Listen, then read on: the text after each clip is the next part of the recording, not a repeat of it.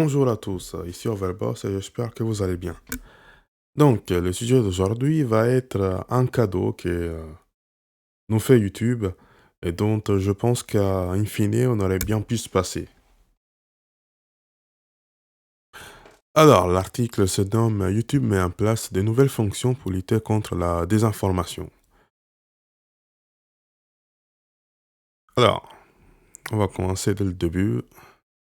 Afin de lutter contre les fake news en matière de santé qui polluent sur YouTube, la plateforme lance deux fonctionnalités destinées aux utilisatrices françaises. Bon, bref.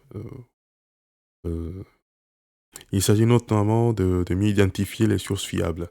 Ils auraient pu mettre aux utilisateurs français, ça aurait été plus simple.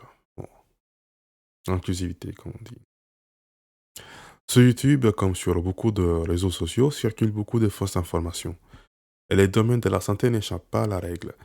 Ce que contient vraiment les vaccins contre le Covid, comment perdre 10 kilos en une semaine, ou les meilleures solutions pour soigner soi-même une tendinite. Sont tout autant des titres des vidéos postés sur la célèbre plateforme.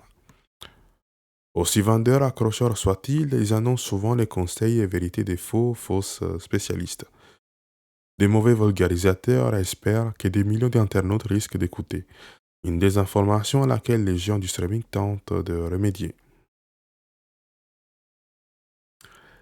Chose à laquelle je pense pas que ce soit à YouTube de le faire parce que, encore une fois, YouTube c'est quoi? C'est des informaticiens, des équipes marketing, c'est pas des médecins, c'est rien de tout ça. Donc, oui, je veux bien que chez YouTube, on essaye de se dire que, bon, lutter contre les désinformations, soit peut-être une bonne chose. Mais je pense que YouTube va s'octroyer des droits qui au final ne rentrent pas dans ces, comment dire, dans ses devoirs.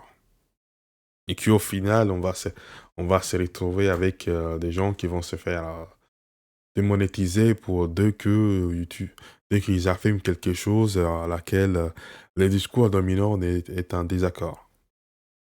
Le discours dès que c'est petit youtubeur, petit ou grand, ça n'a pas d'importance, se retrouve à dire autre chose que le discours dominant actuel.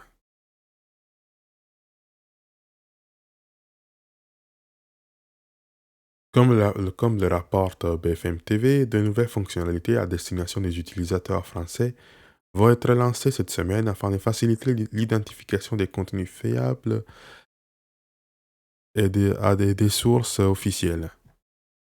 Pour cela, YouTube s'est associé avec des organisations telles que l'Assistance publique, Hôpitaux de Paris et l'Organisation mondiale de la santé, des centres hospitaliers universitaires et des universités ainsi que des organismes de santé accrédités comme Psycho, Psychom Info Santé Mentale, Vaincre Alzheimer ou encore la Fondation pour la recherche médicale.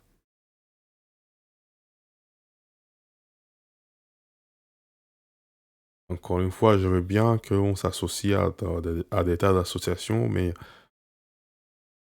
encore une fois, les domaines de la médecine, des fois, c'est des domaines incertains. Il y a des vérités qui peuvent être fausses aujourd'hui ou improuvées, ou qui peuvent être tout simplement, on ne sait pas si elles sont bonnes ou pas, et qui, à l'avenir, on ne sait pas quoi en faire.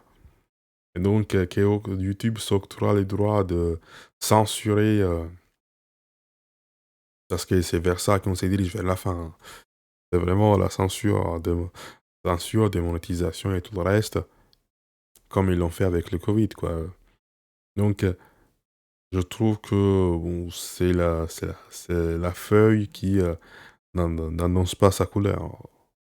Ou je ne sais pas quel est le dicton qu'on utilise dans ces cas-là, mais même si ça peut partir d'une bonne intention, dit comme ça, mais ce qui va se passer à la fin ne va être beau pour personne, en fait. Du coup, la première fonction prendra la forme des panneaux d'information qui apparaîtront lorsque l'on visionnera des vidéos sur les thèmes de la santé et qui dévoileront la source de contenu.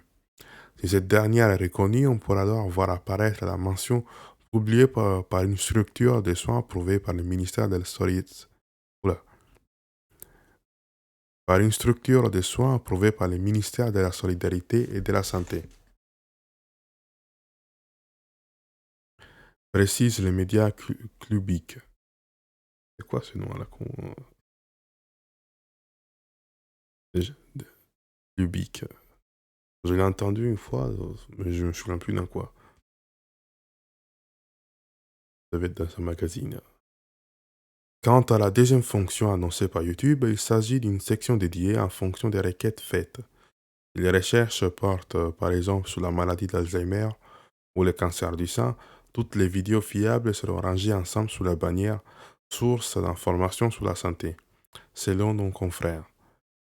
L'idée ici est de valoriser, de regrouper et non pas seulement d'identifier les vidéos à proposer par des acteurs reconnus en les faisant apparaître dans une seule et même section en tête des résultats des recherches des utilisateurs. Nous sommes ravis de lancer nos fonctionnalités liées à la santé en France afin de permettre aux internautes d'accéder à des informations de qualité, a assuré le docteur en médecine Garth Graham dans un billet de blog publié par Google. Nous sommes conscients qu'il reste beaucoup de travail à accomplir, c'est pourquoi nos efforts s'inscrivent sur le long terme.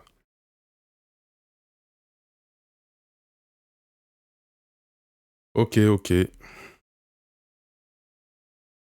Encore une fois, je vais me répéter, mais la finalité du projet me paraît douteuse. Et au final, bah, comme ce qui se passe avec ce qui s'est passé avec le Covid, d'ailleurs, c'est pas fini. Et on en voit tous les jours sortir sous la peut-être non pas si efficace que ça vaccin. Et au final, bah, je sais pas. Au final, je pense pas que ça. Surtout que YouTube, c'est pas une entreprise publique, c'est du secteur privé. Ce qu'ils veulent, c'est faire du revenu. Donc, ça m'étonnerait que ça aille dans le bon sens, que ce soit au début ou à la fin. Mais dites-moi qu'est-ce que vous en pensez dans les commentaires. On se revoit pour une prochaine vidéo. Allez, salut!